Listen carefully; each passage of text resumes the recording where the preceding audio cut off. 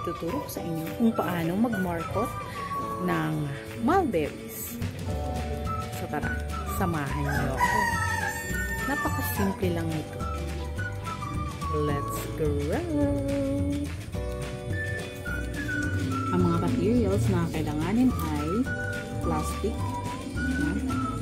Kung meron kayong plastic ng yelo, pwede yun. Ito, since ito yung available ngayon sa akin, ito yung gagamitin ko.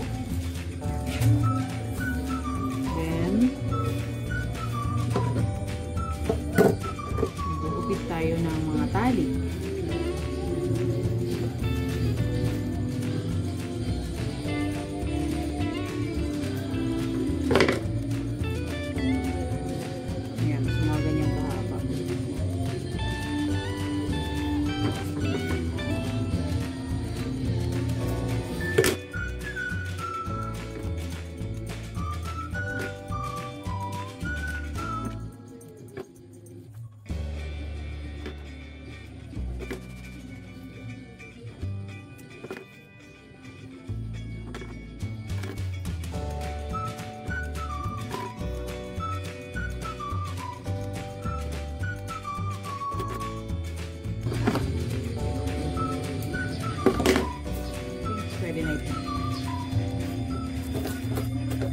Okay, so meron tayong plastic.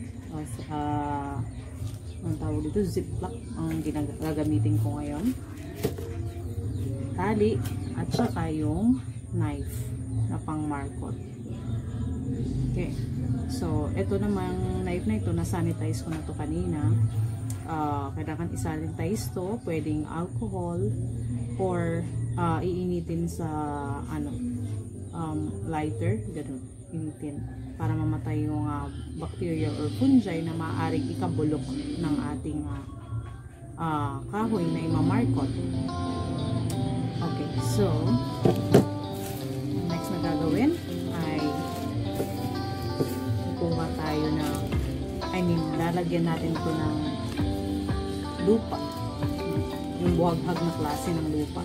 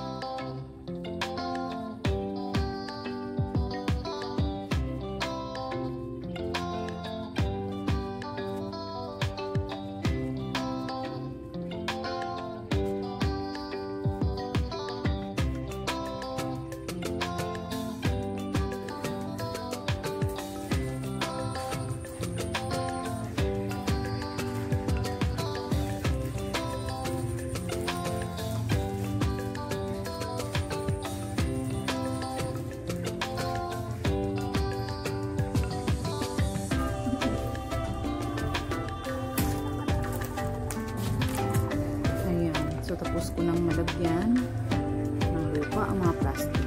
So, ito na. So, tamang-tama itong ating lupa ay meron itong apa. Kaya, buwaghag siya.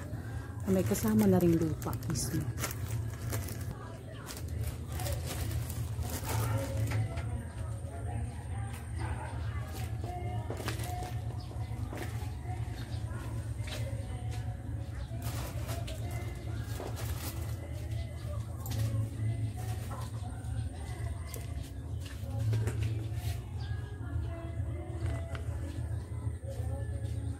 So,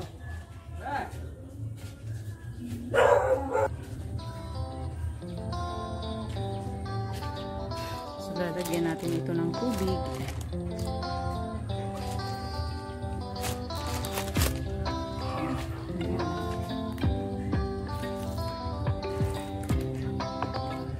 Medyo basa yung ating lupa. Oh, pusogan mo eh.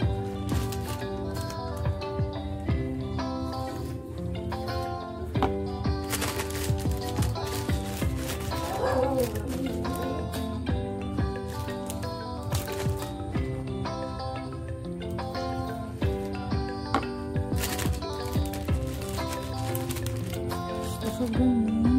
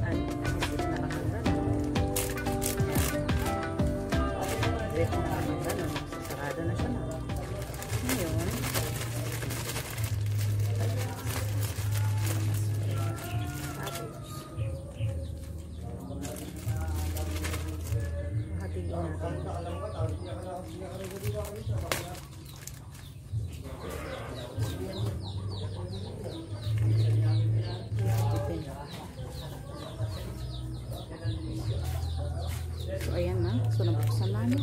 Ganyan.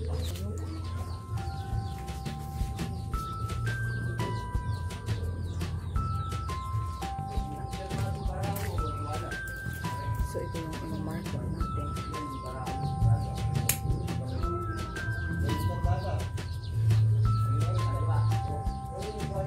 So, dito tayo.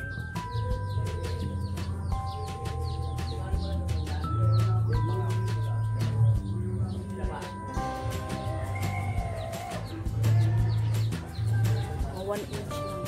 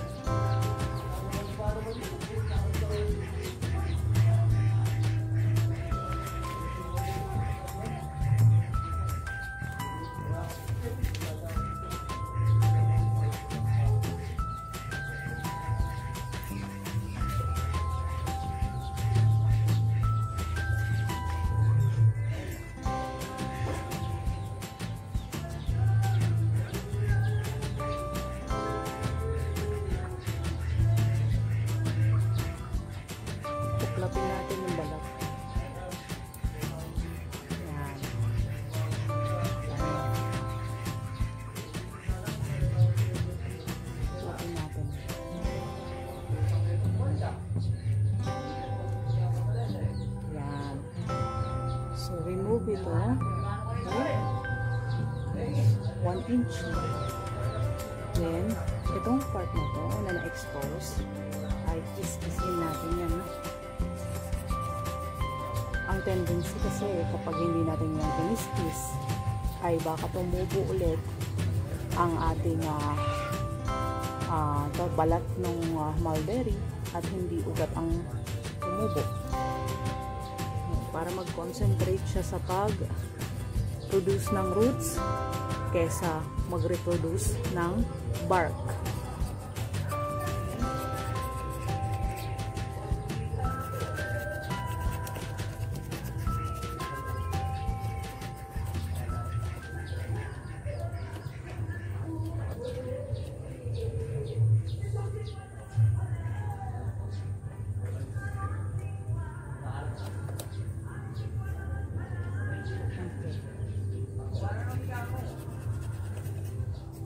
So, ready na.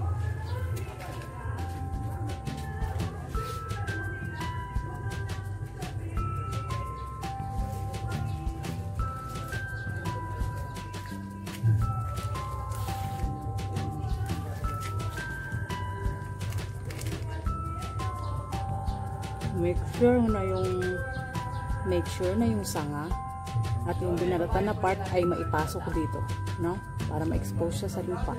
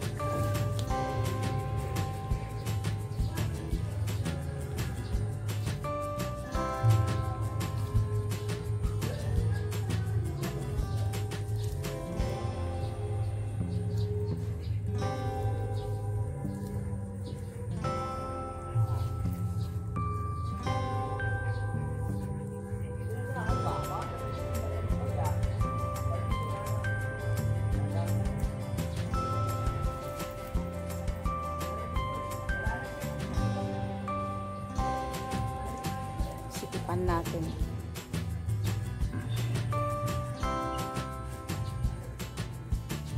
Kailangan masikip. Mahigpit. Ayan. Hindi mahulog, no? So, ganyan lang kasi ang pagmamarka.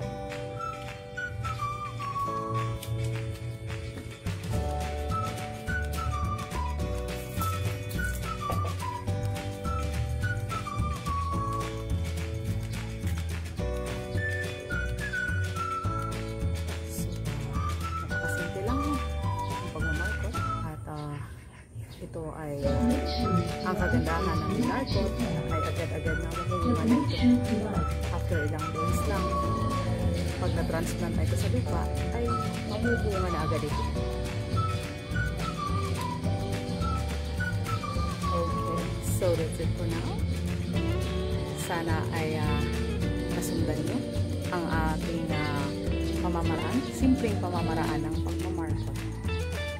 Maraming salamat. So, bye-bye sa aming channel. Thank you for watching. Don't forget to like and share this video. And please, don't forget to subscribe. Let's roll!